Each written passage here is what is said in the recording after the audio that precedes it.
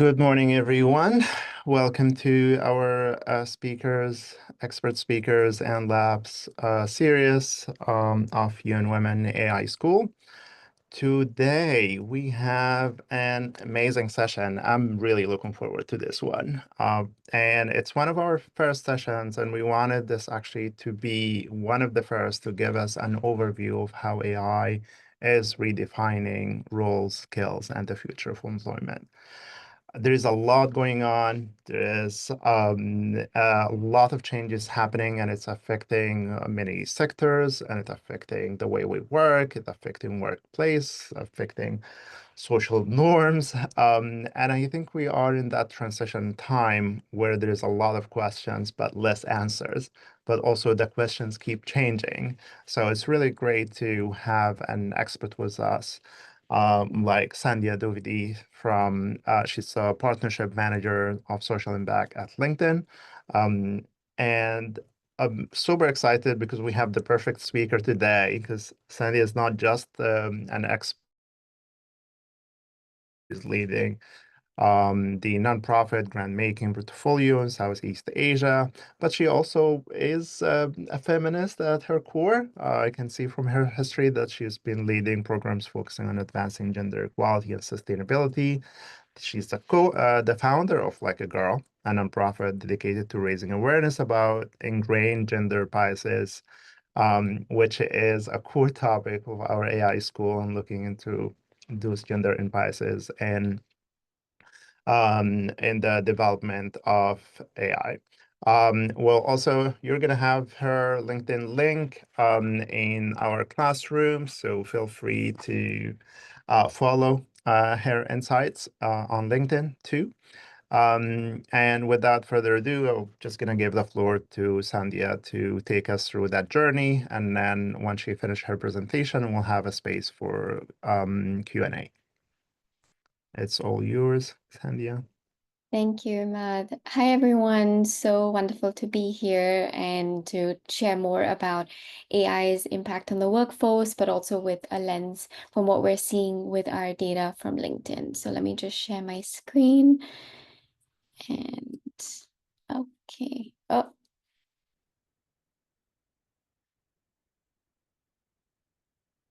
right. Everyone can see my screen, okay? Looks The great. Perfect. Okay, great. So today we're going to really focus on AI's impact on the workforce, what we're seeing when it comes to how it's redefining roles, the skills, and what the future of employment is looking at. As Imad mentioned, I'm Sandhya and I lead our social impact efforts across Southeast Asia.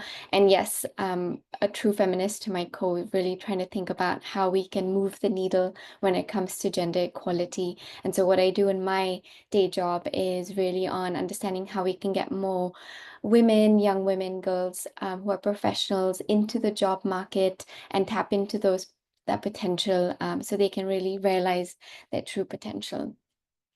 So I have my chat also open, so please feel free to unmute yourself at any point to ask any questions, or if you feel more comfortable, you can type it in the chat. I'm going to do my best to keep an eye on those questions coming in.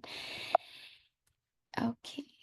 So just by show of hands, I'm guessing everyone's familiar with LinkedIn. Either you have a LinkedIn account or you've come across a LinkedIn profile or page before. So LinkedIn's vision is to create economic opportunity for every member of the global workforce. And this vision is really central to everything we do, from the products we design to the partnerships we develop. And an important way that we operationalize this vision of ours is by leveraging the LinkedIn economic graph, which is a digital representation of the global labor market. So in short, this is all the data we have on LinkedIn. So we have 1 billion members globally. We have over 69 million companies on LinkedIn, millions of open jobs at any point, and tens and thousands of schools and skills represented. So this really gives us a granular real-time view of how the labor market is changing, and it allows us to understand emerging trends such as AI and how it's impacting the world of work. what we're seeing based on our insights is that whether workers are changing jobs or not, their jobs are changing on them. So the skills that we're seeing a lot of students learn today, it may not meet a lot of the labor market demand that we're seeing today and of tomorrow. So these are real issues that we're seeing. So I'm going to just walk you through a little bit of what we're seeing and how you can kind of future-proof when it comes to your skills. So we've seen the world of work rapidly evolve in the last 2 decades. Many of the jobs that people are hired for today didn't even exist in the year 2000. So roles like data scientist or web developer that are so common today, it actually didn't exist. It was completely unheard of just a few decades ago. And as the job market evolves, professionals are adapting. They're learning new skills to stay competitive. On LinkedIn, we've seen that there's a 140% increase in how quickly LinkedIn members are adding new skills to their profiles. And it's not just technical skills, it's human skills like communication that are also on the rise. So I've put a list of, what are some of the most common job titles today that didn't exist in 2000. So this sort of shows you that back in 2000, we saw that revolution of the internet, and that's why a lot of the roles that emerged were because of the internet boom and obviously social media. So something like social media, any company that needs to stay competitive in today's day and age needs a social media team to support them with their brand awareness and their campaigns. And so all of these roles that didn't exist before are emerging, and it's so common. And we're seeing that come up with AI's revolution as well. So I know AI is probably the most common corporate buzzword today. Everyone's talking about it, everyone's hearing about it all the time.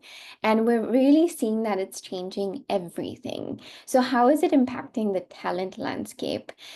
So we see it in a large extent in our data when it comes to every job and every team and every company. It's even part of this presentation. I used it to rework some of the codes and the insights to make it more relevant to this group. So we're seeing it come into our daily lives. We're seeing teams use it. We're seeing more jobs increase in requiring AI skills. We're seeing that there's an increase in the AI talent in the last 2 years, and we're seeing that 70% of companies are already using AI. So this is just a quick activity to really understand how AI is so integrated in both our personal and professional lives. So this is just a quick activity to get us thinking about how AI is everywhere. So feel free to unmute yourself to just share about are you personally using AI, whether it's in your professional capacity or your personal capacity. Would love to just take 3 minutes to really get that conversation going. And maybe I can kick us off. So, in my personal capacity, something that I really don't look forward to is meal planning for my family and my toddler. And something how I used AI is that every Sunday night, I send a prompt saying, these are all the different meals that I want to prepare this entire week. These are the nutritional benefits that I want my toddler to have. I'm a vegetarian, my partner's a non-vegetarian. Can you give me a very clear meal plan? And boom, it's done in under 5 minutes. And the more prompts I give it, the more it kind of creates a very nice meal plan that I don't have to spend every day thinking about what do I have to cook today? Because that is an annoying struggle. So I've just tweaked this to just spend 5 minutes every Sunday night so that I don't have to think about it. So, Anika, great. Would love to hear about how you're using AI to help you in your personal and professional life. Hello, everyone. Anika from Cox Bazar Refugee Response Education Officer. So, I mean, I have been very backdated in terms of using AI. The kind of work I do, I mean, 70% of my work remains in field because I'm working in the emergency response. But at the same time, I was just realizing that last 2, 3 months, how backdated I have become. And I'm hearing a lot you can do more than ChatGPT. But honestly, so far, I haven't, I mean, I have been benefited a lot from ChatGPT. I speak with ChatGPT when I'm preparing for an interview, assessment, and whatnot. And I mean, the regular thing, tweaking emails and review. But I feel like I maybe there is something I could do more. And this is where I think I looked into this course, and I'm really looking forward to it. That honestly, at this stage, I don't know anything beyond ChatGPT. I saw the names, but I have really never really involved or engaged or tried to use it. So I have no experience other than ChatGPT. So I just wanted to express that I think many of us are struggling to use the AI, and just want to learn how I'm going to better use that, not just writing emails or in small sentences. Okay, As you're perfect. saying that the world is evolving, and we must, because I think we can do powerful things with AI, not only just what we are doing right now. Thank you. For sure. Thanks for sharing. And it's totally okay no matter which stage you are in your own personal AI adoption. I think this entire sharing today is really to give you an idea of how it is changing, what companies are focused on. And don't worry, I am going to share a bit about how you can get started as we proceed with the sharing. Does anyone else want to share a little fun fact of how it's helped you, whether it's professional or personal? Go for it, Alex.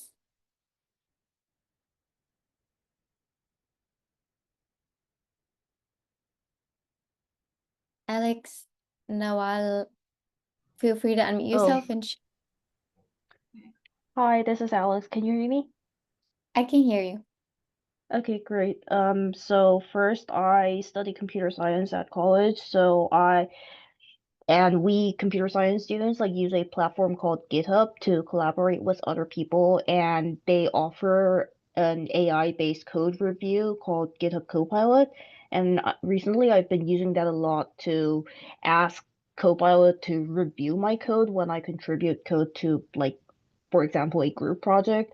And I realize it, like, obviously it's not helpful to like over rely on AI, but like when I use it for review purposes, I noticed it points out things that I haven't thought about or suggests things that I should like look into.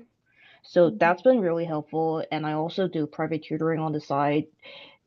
And when and I kind of like tell AI or like LLM models in particular, and I use LLM models to generate like summaries of like each lesson I gave to like people I tutor. So they get a summary and like concise feedback, and like I get to keep track of like what I'm teaching. I love that. That's great. Thanks for sharing. I think we Thank have you. How time. do I mute myself out? Sorry. I think we have time for one more. Go ahead. We can continue on. Hi, Sandhya. This is Nawal from Pakistan. I um, am an co-partnership and academic manager at Vikas International College. It's a transnational education provider, and I've also been in youth advocacy for sustainable development goals for almost half a decade now. To be honest, when I joined in my new role in my 9 to 5 job, my line manager felt that I was spending 15 minutes or 10 minutes thinking about writing emails. And he said that why don't you give your prompts to Chat GPT and do not, I mean, you don't need to necessarily spend that much time on thinking of what the email body should look like and how the entire structure should look like. So chat gpt sort of, and to be honest, what is the interesting part about me vis-a-vis this is that I probably took it in a healthy way, but I kind of felt, I mean, I did express it to him as well that, um, I am a writer also on the core. So maybe if I'm writing these emails or if I'm relying too much on AI, perhaps I am getting, I'm compromising my individuality or maybe my own sort of input in day-to-day strategic tasks as well, even if that's building a strategic calendar and so on and so forth. But all he told me, which I really took in a very healthy stride, and I think it sticks with me and will stick with me for a while, is how how AI really teaches you all the more that you have to evolve and you have to be open to evolution. And even I think LinkedIn itself, I mean, I just made my LinkedIn account a year ago. Before that, I felt maybe I do not necessarily need to flaunt my skills, but I just, in just one course of this year, I've just realized and come to terms with the fact that LinkedIn again is a platform that's so very important for our overall existence when it comes to us contributing, not just in the workforce, but generally being in touch with what is happening in the global workforce, how the global workforce is changing and evolving. So basically, you should be open to evolution, whether that's LinkedIn or AI, or whether it's the integrated sort of relationship between the two. Thank you. I love that. Now, do you want to co-present with me? Because a lot of what you just shared is something that I'm also going to touch on. So thank you so much for sharing. And let's continue on. So what we're also seeing is that AI isn't replacing jobs, but it is going to transform them. I know there's a bit of fear around AI is here, a lot of jobs are just going to be completely disrupted. There are some roles that will be, but I think overall it poses more of an opportunity. Because most jobs and skills that we're seeing, it can potentially be performed by Gen AI technologies. What we're seeing is that 55% of LinkedIn members globally stand to see their jobs change to some degree by the rise of Gen AI. And when we have a lot of conversations with obviously the 69 million companies that we have and the leaders that work at these companies, with our data, we're realizing that 70% of leaders say that they will not hire someone without AI skills. And 77% of these leaders also say that they'd hire a less experienced candidate with AI skills rather than a more experienced candidate without any AI skills. And we're also seeing that new roles are emerging with the rise of AI. So the percentage of jobs on LinkedIn listing an AI literacy skill increased more than 6 times over the past year.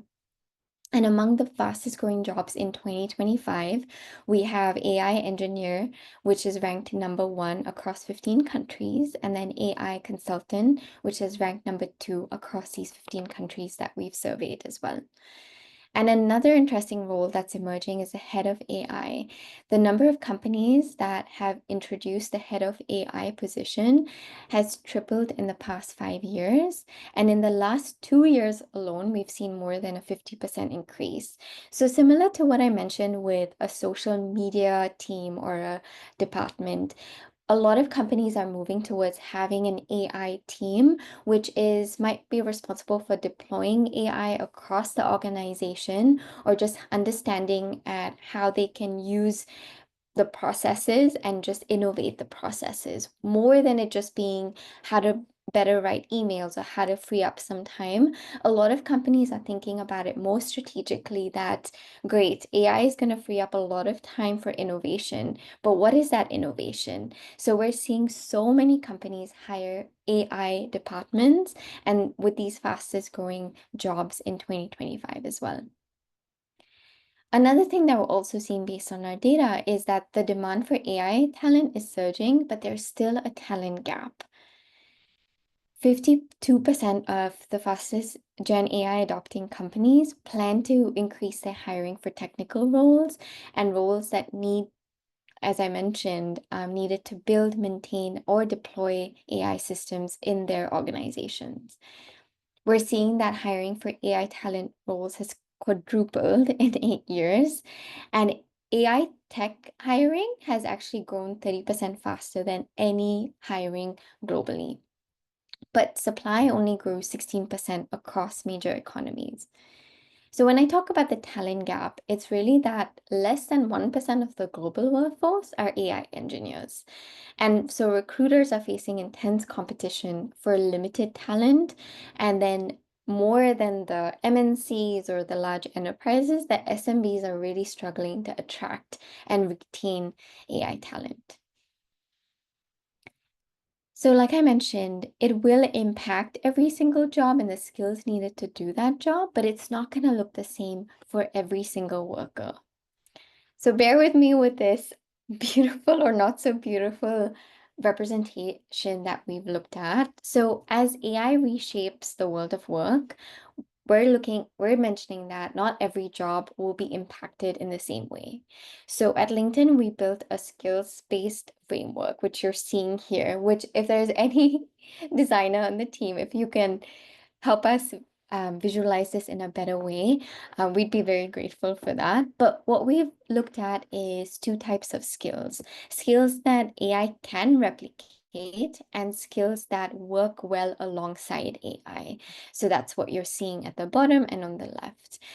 And so based on this, we've grouped jobs into three categories. First, we've got insulated roles that represent doctors, nurses, and farmers, where most skills complement AI and are very hard to automate. Second, we've got your disrupted roles like translators, librarians, or customer service reps, where AI can replicate many of the core tasks. And third, which we're seeing mainly on LinkedIn across all our jobs, is augmented roles. So you've got UX designers, data analysts, or software engineers, where AI can both assist and automate. So it's creating new ways of working. So understanding these categories help us prepare the workforce for the future by focusing on the right mix of skills. So we will need to invest in AI skills to succeed in this new world of work. And I know, at the start, one of the participants mentioned that, we're just getting started. We don't know where to get started, and we might just be limited to ChatGPT. So what LinkedIn has done is we've teamed up with Microsoft to provide free courses and credentials to help everyone keep pace with this AI revolution. And all of these courses, we've unlocked them. It's free. So please bookmark this link called opportunity.linkedin.com. What we do is that we see what are the most in-demand skills and jobs, and we create courses based on what we're seeing. So you might have focus on, career essentials with Gen AI, or productivity with Gen AI, or even human skills in the age of AI. We've unlocked all of these courses to help you in this pace of change when it comes to AI. So if anyone is just starting off, or if you want to actually deepen your knowledge and impact that you can create when it comes to AI, please have a look at opportunity.linkedin.com. Like I said, all of these courses and credentials are absolutely free and really provides more of that awareness and insights into what's happening around the AI economy. And AI and human skills are must-haves. So interestingly, what we're seeing is that as AI ramps up, human skills may matter the most in today's workplace. Communication has been ranking as the most in-demand skill for the last 5 years, and it was also the top in-demand skill last year as well. So a lot of the skills that we have as people, like curiosity, communication, creativity, compassion, can actually help us better prompt, collaborate, and adapt in the AI economy. So like I mentioned, communication has consistently been one of the most sought after skills by employers and was the number one demand skill last year. And this is because leaders and companies understand that AI is the most powerful when collaborative humans surround it and lead it. And what's also interesting, as with the adoption of Gen AI, while increasing the importance of communication and people skills, we're also seeing that it's going to give women workers an advantage in an AI-driven world.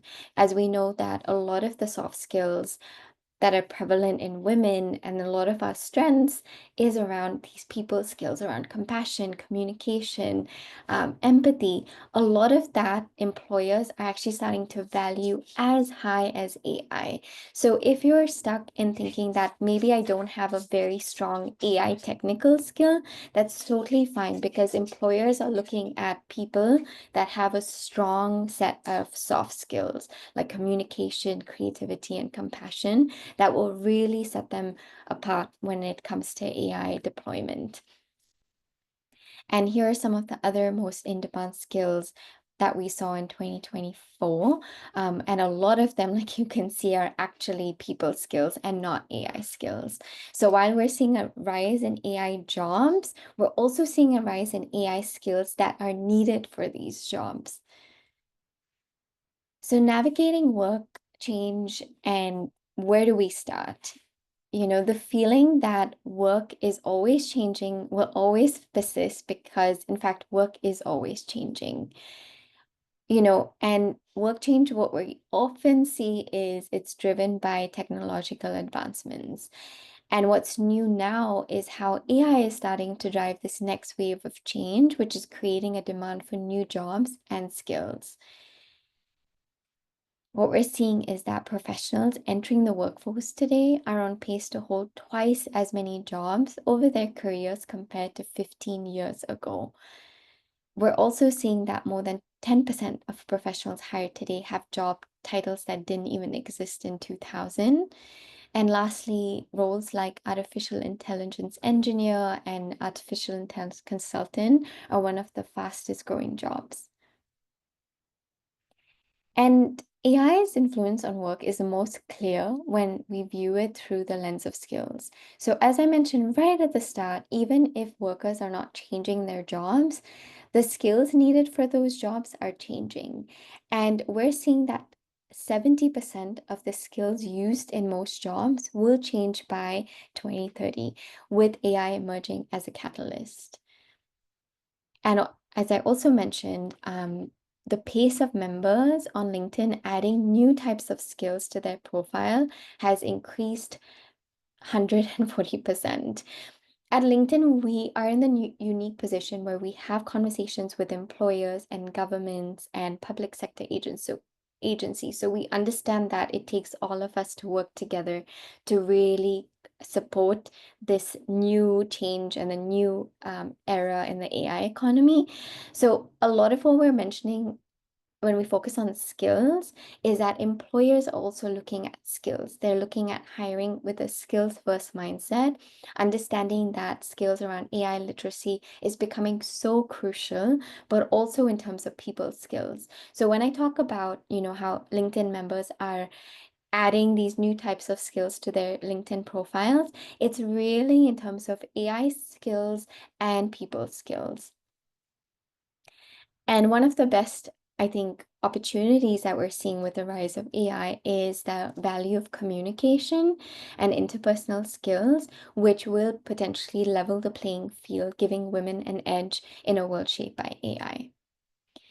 So I know we have a mixed audience, whether you're students starting off your career or career professionals working on public sector focus areas or private sector.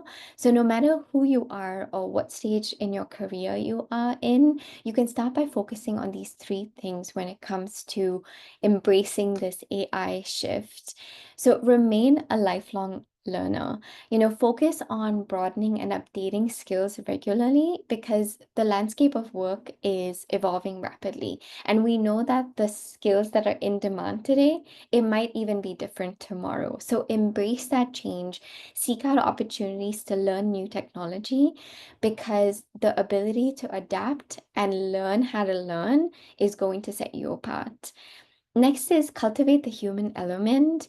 Don't forget about the human element. So no matter how advanced our technologies become, the need for human empathy, ethical judgment, and leadership cannot be replaced by AI. So cultivate these skills as they will be your anchor and will differentiate you in a technologically driven world.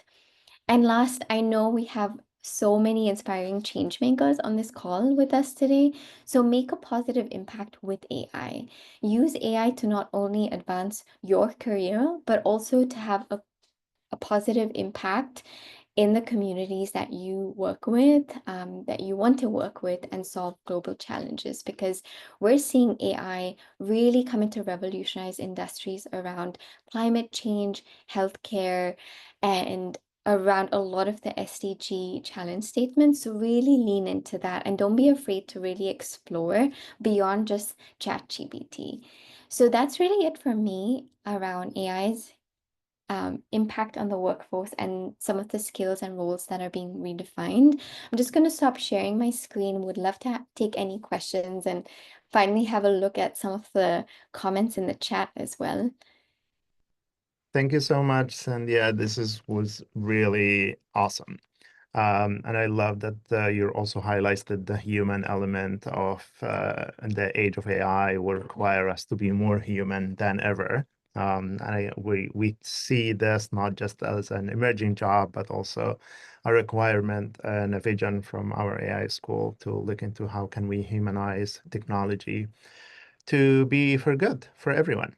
So while we give a chance to the participant, please, you can post your questions through the Q&A or through the chat. We're also happy to for you to unmute and come along. So I'll give you a couple of minutes to think about your questions. And I have many questions, but I'm just gonna start with one. Um, so for many of our participants in the AI school, a lot of them, they work in civil society. They're not AI engineers. A lot of them, they're not from a tech background. But as you mentioned, AI will be impacting a lot of the jobs. And we see how this requirement to have AI skills is kind of becoming now highly recommended to even a requirement. So for someone working in civil society and you have that background of the nonprofit, what would be like the sum of the AI skill that would be good for someone working in development, for someone working in a nonprofit, for someone who is working on activism or feminism, to be to work on it right now and start building and having a unique set of those skills that will be helpful. And then we'll go to Parinita next. So you can start answering that question, and then we'll get to the following ones. Thanks, Ima. That's a great question. And, I think one of the top focus areas from being on the side of a nonprofit professional, one thing that's helped significantly is in reports. I think any professional here that has worked in a nonprofit or civil society organization understands how many reports we need to constantly develop and how much time that takes. So that's honestly a way to minimize your time spent in a lot of the grunt work in coming up with a report, whether it's a quarterly basis, on a monthly basis, or sometimes even a weekly basis, to understand how to automate that where you have the skeleton. And I know one of the questions from earlier, I think it might have been Nawal, is how do you use AI or just a free AI tool like ChatGPT in making sure that the skeleton is built out, your donor requirements, the report requirements, and then having that like 10-page report, for example, just clearly listed, and you spending just close to 15 minutes or even less in reviewing it and adding that authenticity or that human element to the skeleton. So that's actually something that I've seen a lot of nonprofit professionals reduce their time and their workload significantly in just the donor reporting aspect, and I think that's why AI skills are so important, is because if you understand how to play around with the prompts and get these reports, for example, to be automatically done for you. So rather than you spending, let's say 6 hours, because I feel like sometimes I did spend 6 hours on it, I can actually just use a lot of AI prompts to just say, okay, based on these insights or based on, I think a lot of people don't realize is that you can put a bunch of, long reports in there and say, just summarize this for me. Give me, what does this donor, because you might even have multiple donors. So let's say, what does this one donor care about? This is their requirements, the donor website. Pull up based on like what is the chunkiest thing. You can summarize so much of these like large reports as well, making sure that your donor just at the start knows, oh wow, this is what I care about and this is what you've pulled from the report. So I think even summarizing rather than you going in to reach like a 20-page report, you can just plug that into an AI tool, whatever you're comfortable with, whether it's Copilot or ChatGPT or any other tool, you can just pull a lot of the summaries from it, just making it very clear as to what is the impact that you're creating so that your donor has a quick understanding of it, and you're taking it based on, like, you're tailoring it based on each donor requirement. So I think that's a huge element of saving time so that you have headspace to actually do other more fun aspects of your job to create impact. So I think that would be my top focus area for nonprofit professionals or civil society professionals.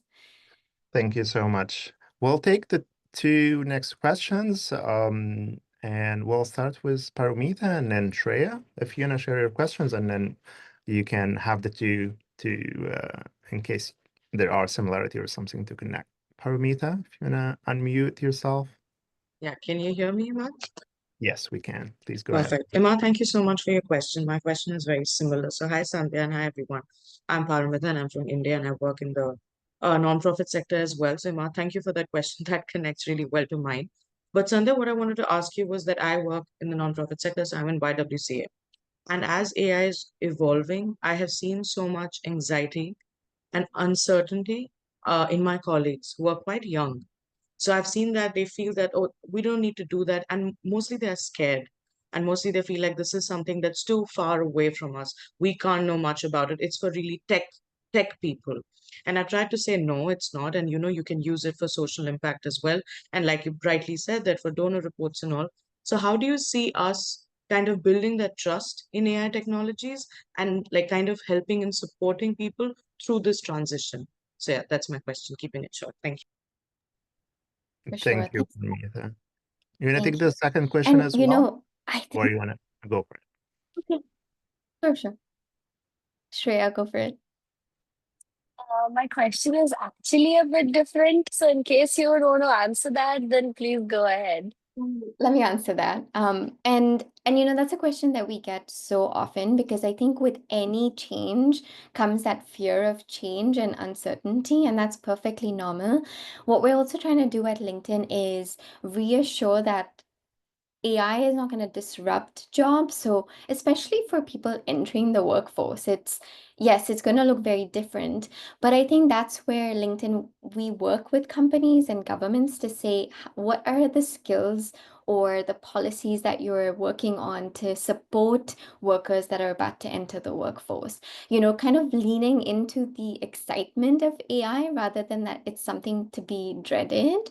I think a lot of the dialogues that we're having, it's really to just raise that awareness and reassurance of AI is here, and, don't be fearful of it, but embrace that change. Because, like I said at the last slide, it's learning how to learn, because AI is here today, but we don't know what's going to happen tomorrow. But I think just that developing that skill that's going to take you through your entry in the workforce to every stage of your career, you need to learn how to learn, because even I've seen boomers really embrace AI, even though it's so scary for someone who's not as technology savvy as maybe a Gen Z. So I think regardless of what the technology revolution is, it's really tapping into the skill of learning how to learn and just being open to it, because you can say that it might be super far away, and and everyone's got a different appetite, and that's totally fine. But I think it's just really starting at a small step and a pace, where that's why I shared that website link of, what LinkedIn and Microsoft is doing. We're looking at what are the in-demand jobs, because we have that lens by being the largest professional networking site. And we're creating those courses and skills to sort of demystify and create that a sense of like less fear of, hey, do you want to just get started on like introduction to Gen AI? It's a free course. Take your time to do it. But I think it's a combination of us working with different stakeholders and players to make sure that the youth who are entering the workforce are embracing that change and assuring them that it's creating more opportunities. And also just letting them know that they are the generation that's the most technologically savvy, so they really are gonna create a lot of change itself, and we're super excited about that. So it's really a combination of a lot of raising awareness and just having that reassurance. Thank you Okay, so great. much. Of course. Shreya, over to you. Yes. Am I clearly audible? Yes. Okay. So I just said that my question is a bit different. I'm from India. I'm currently a student at Indian Institute of Management, Calcutta. And here we study a lot about, basically, I'm studying management. But one of the electives that I've taken this term is ethics of technology. And in that course, we are studying a lot about the black box effect of AI.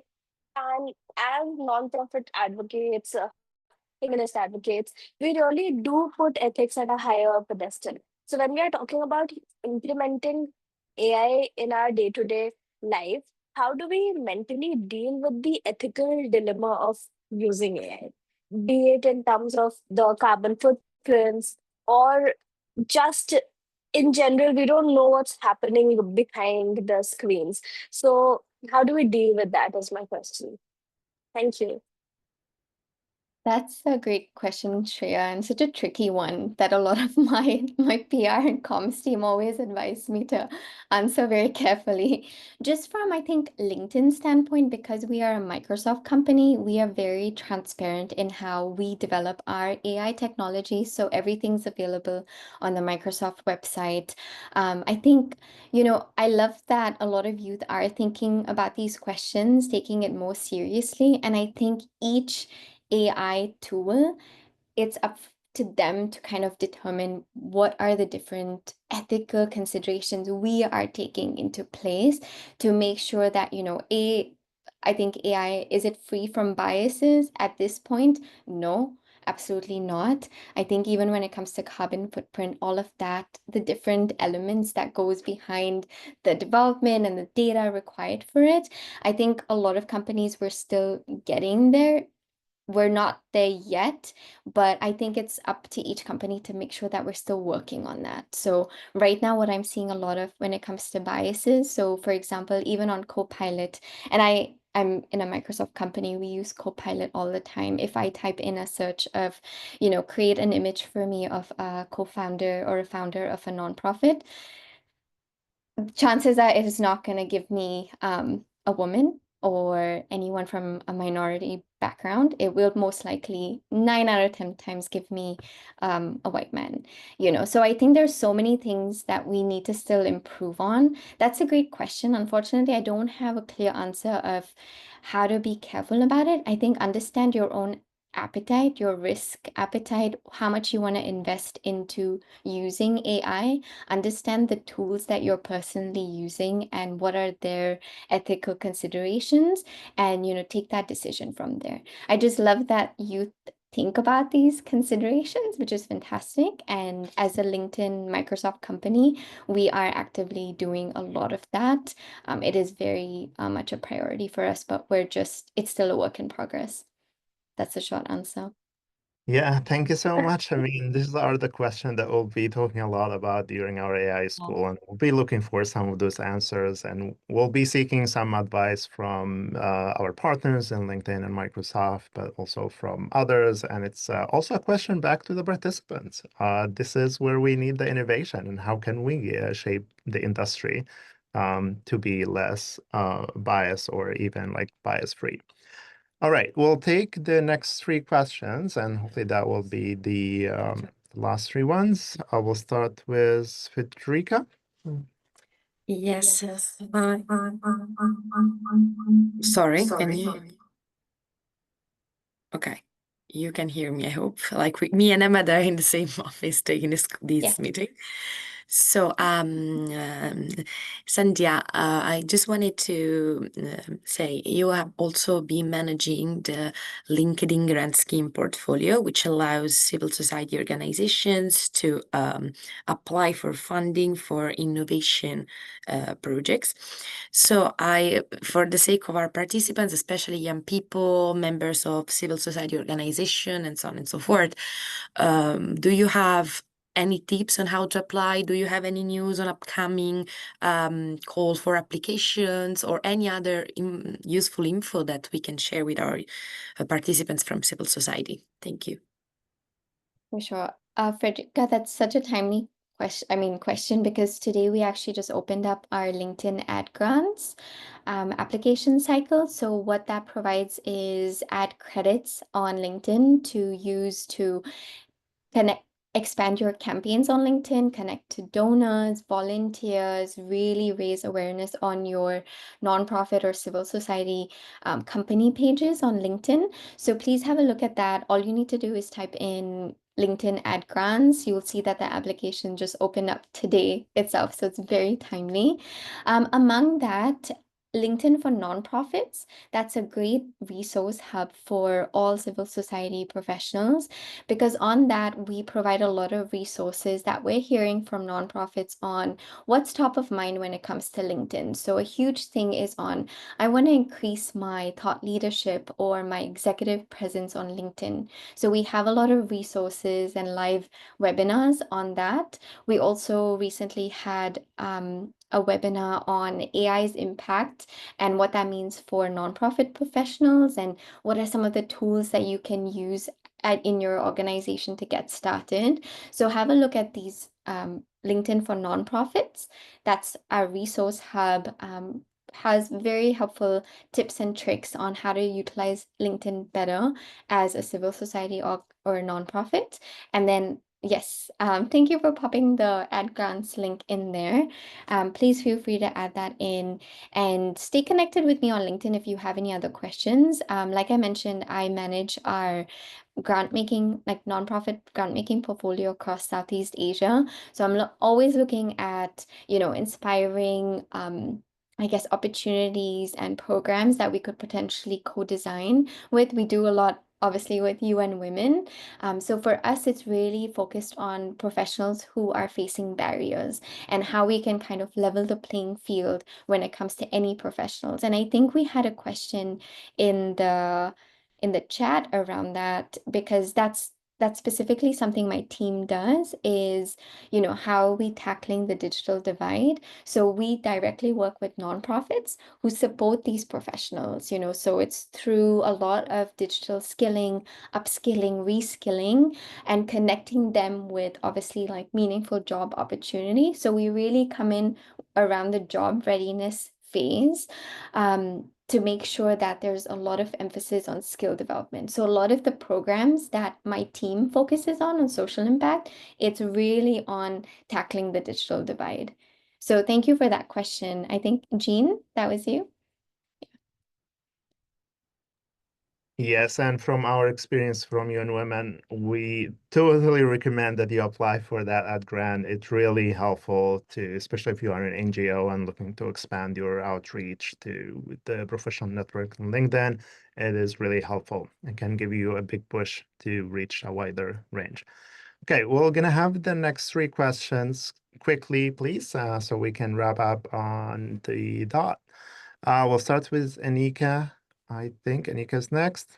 Yeah, thank you. Thank you, Matt.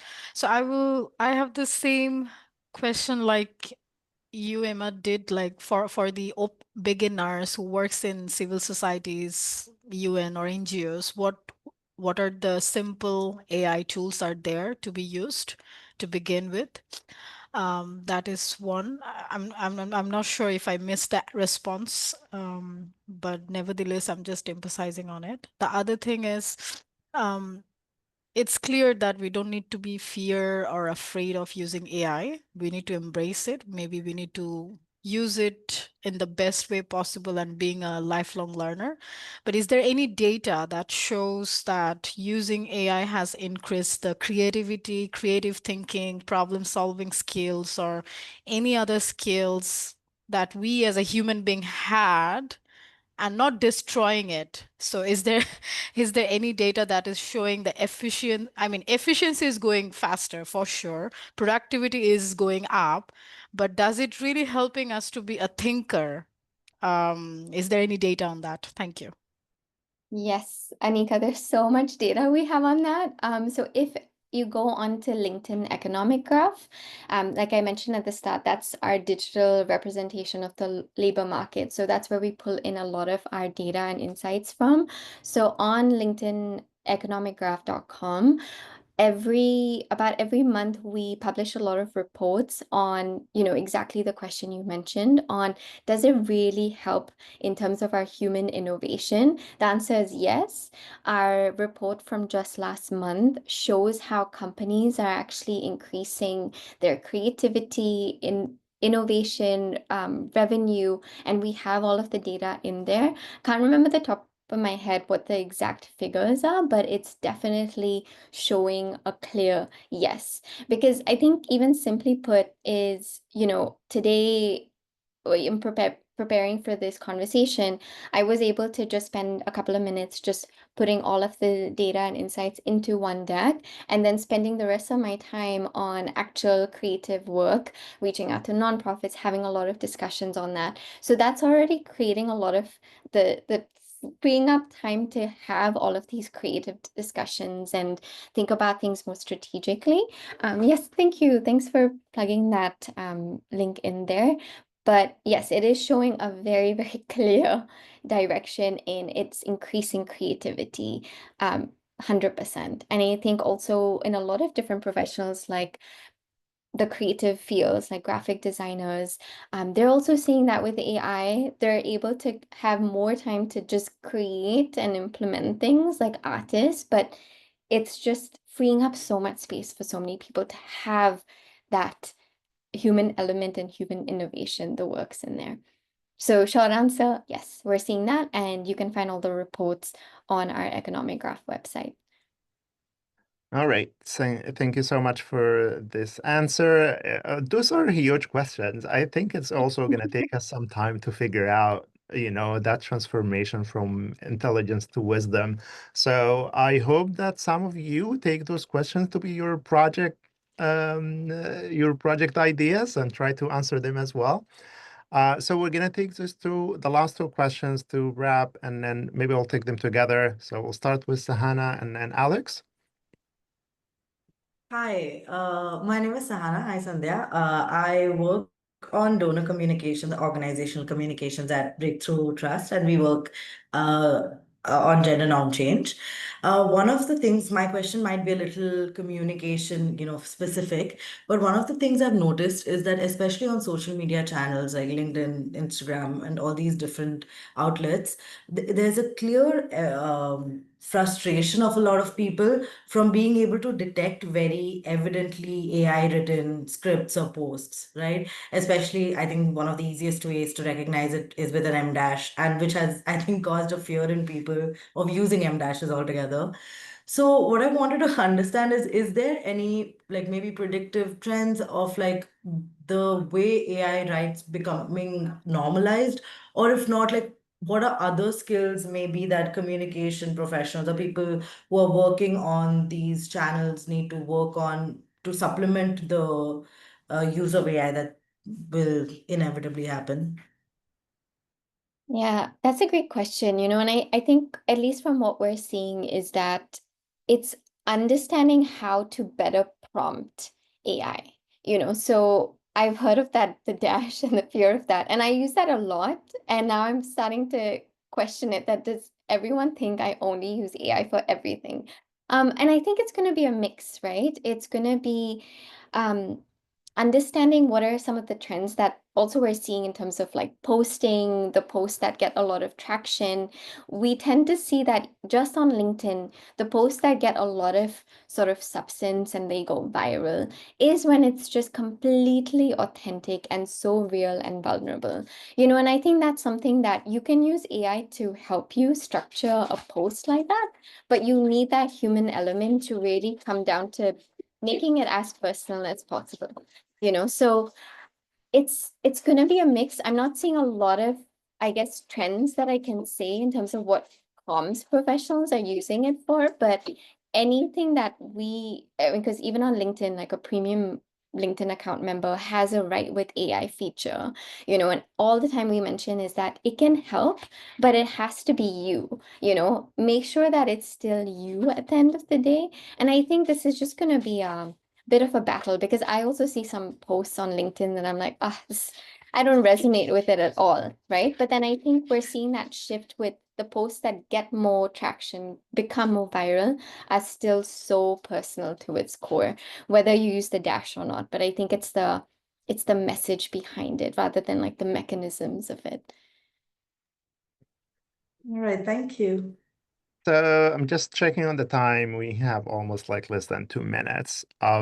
It's just I think one last question from Alex, and then we'll close. I hope that's a short one. Alex, you still want to ask your question? Okay, yes.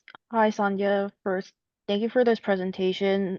What I wanted to ask was there's a lot of talk and sort of fear among college and university students that AI is taking over a lot of entry-level positions, regardless of industry. So I wanted to ask if you have any advice for current students or even early career people specifically to deal with AI automating a lot of repetitive or tasks that are considered like basic or entry level? Yeah.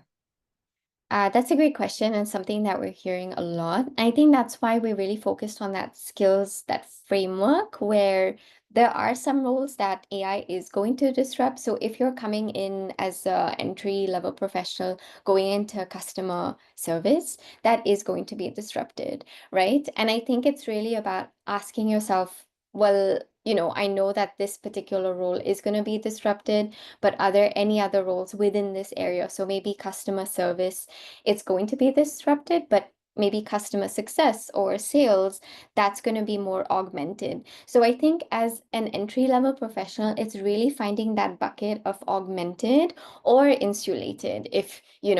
I think that's the safest place. But the augmented is where we see a lot of entry level professionals on LinkedIn coming into, where these are roles that will have AI, and it's good to tap into the AI literacy skills there, like I mentioned, with a UX designer or even a marketing professional or a comms professional.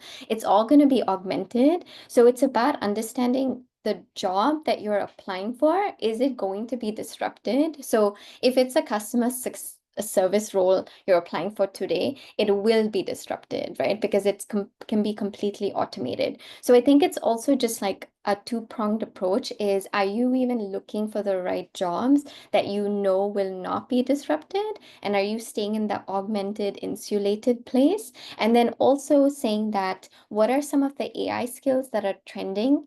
Have a look on that opportunity.linkedin.com. And am I even familiar with it? Because like I said, a lot of leaders that we're seeing hire on LinkedIn or having conversations with, they are prioritizing AI skills over any kind of other experience, because it's what's most important, unfortunately, in this day and age. So as you're entering the workforce, look at your resume, look at your LinkedIn profile. Do you even have one AI skill on there? I think it's really about understanding how you can stay competitive. I think that would be my advice is looking at, are you in the right bucket? Are you looking at roles that are disrupted or will be disrupted? And then second, are you actually investing in skills around AI, but also in people skills? Because we are seeing tons of roles out there and entry level professionals are getting it, but it's just about having a clear understanding. Are you looking at the right roles that will not be disrupted? And do you have any AI skills and people skills that will complement or make you stay competitive? Okay, thank you. I know we're just over time. Thank you so much. No, this was really perfect, and I see from the comments and the feedback that this has been raising a lot of questions and a lot of insights, and I think the right questions is a target for us. to have. It's a comfortable space to be, to have a lot of questions, and this is a transition time where we do need to ask a lot of questions to try to see where we are going and try to find a space to reshape this industry. Really appreciate it, Sandhya, for being with us today, and we're grateful for the support from LinkedIn as a dear partner for all the work that has been supporting you and Women with.